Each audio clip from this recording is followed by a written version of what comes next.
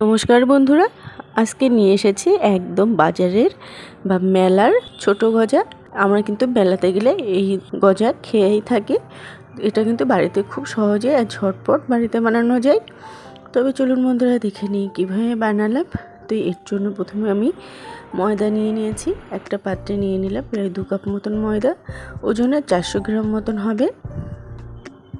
এরপর দিয়ে দিলাম হাফ চামচ মতন লবণ, আর 1 চামচ মতন কালো জিরে, আর 1 টেবিল স্পুন মতন সাদা তেল। ময়নটা একটু ভালো করে দিতে হবে।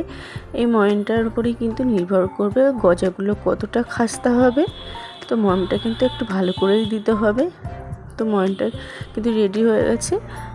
ময়দাটা হাতে নিয়ে প্রেস করলে কিন্তু ইটের মতন হয়ে যাচ্ছে, আবার ভেঙে যাচ্ছে, মানে ময়নটা পারফেক্ট হয়েছে। এরপর অল্প অল্প জল দিয়ে একটা শক্ত ডো তৈরি করে নেব। ময়দার ডোটা কিন্তু একদম রেডি হয়ে গেছে। এরপর এটা ঢাকা দিয়ে 1 ঘন্টা মতন দেব। এরপর একটা কড়াই গরম করে নিয়েছি। 1 ঘন্টা পরে ময়দার ডোটা কিন্তু এরকম হয়েছে, আর একটু ভালোভাবে মেখে নিয়েছি। এখানে আমি ময়দার ডোটা 2 ভাগ করে নিয়েছি, 2 বার করে বেলবো।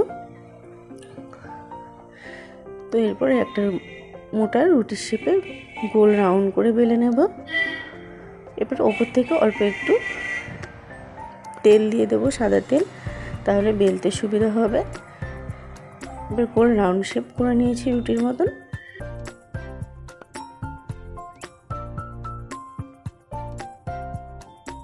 এরপর এপিট ওপিট এইভাবে ভাঁজ করে দেবো, চৌকো শেপ মতন করে নেব। আবারও কিন্তু এটা বেলে নেব গোল রাউন্ড করে। এরকম কিন্তু 7 থেকে 8 বার গোল করে করে বেলে নিতে হবে, এরকম চৌকো করে করে। আপনারা দেখে নিশ্চয়ই বুঝতে পারছেন কেমনভাবে ভাঁজটা করছি। এরকমভাবে 7 থেকে 8 বার ভালোভাবে ভাঁজ করে করে বেলে নিতে হবে। তো এখানে কিন্তু আমি বেলাটা রেডি হয়ে গেছে। এবার চৌকো মতন শেপ করে নিয়েছি একটা। এরপর একটা কাটার দিয়ে বা ছুরি দিয়ে ছোট ছোট গজার শেপ করে কেটে নেব এরকমভাবে। তো সমস্ত গজাগুলোই কিন্তু কাটা হয়ে গেছে। এরপর এরকমভাবে একটু ছাড়িয়ে নেব। এদিকে কড়াইতে আমি সাদা তেল গরম করতে বসিয়েছিলাম, তেলটা গরম হয়ে গেছে।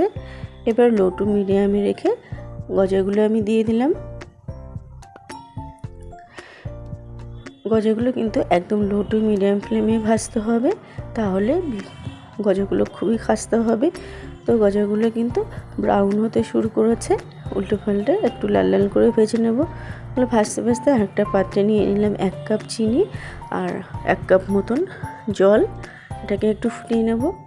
এদিকে কিন্তু গজাগুলো ভাজা হয়ে গেছে, একদম ব্রাউন কালার হয়ে গেছে। এবার এগুলোকে আমি নামিয়ে নেব। তো গজাগুলো যত কিন্তু লো ফ্লেমে ভাজবে ভিতর থেকে ততই কিন্তু খাস্তে হবে, আর হাই ফ্লেমে ভাজলে কিন্তু ওপর থেকে কালার চলে আসবে, কিন্তু ভিতরে খাস্তে ভাবটা আর আসবে না। তো এরকমভাবেই কিন্তু আমি বাদবাকি গজাগুলোও ভেজে নেব। এদিকে চিনির শিরাটাও কিন্তু চিনিটা গলে গেছে, একটু ভালোভাবে মিশিয়ে এটাকে ফুটিয়ে নেব। তো গজাগুলো ভাজা হয়ে গেছে, দেখুন কতটা ভিতরে ভাজের বা লেয়ার আছে। এগুলো কিন্তু আপনারা শুধু শুধু খেতে পারেন, চায়ের সাথে নিমকি করে। দিয়ে কিন্তু চিনির শিরাটা একদম রেডি হয়ে গেছে। এর মধ্যে দিয়ে দিলাম কতগুলো এলাচ। এলাচটা দিলে টেস্টটাও খুবই ভালো আসে। আর চিনির শিরাটা একটু চটচটে হলেই কিন্তু গজাগুলো দিয়ে দিতে হবে। তারপর ভালোভাবে একটু মিক্স করে নাড়িয়ে চাড়িয়ে দেব।